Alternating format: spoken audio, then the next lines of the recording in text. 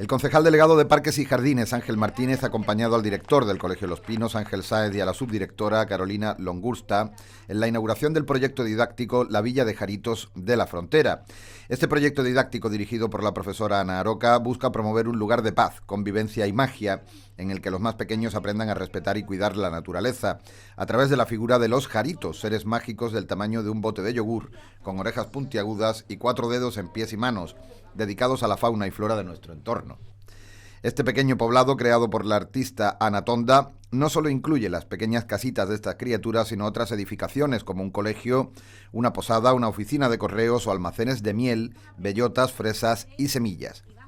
Martínez ha elogiado esta iniciativa del centro,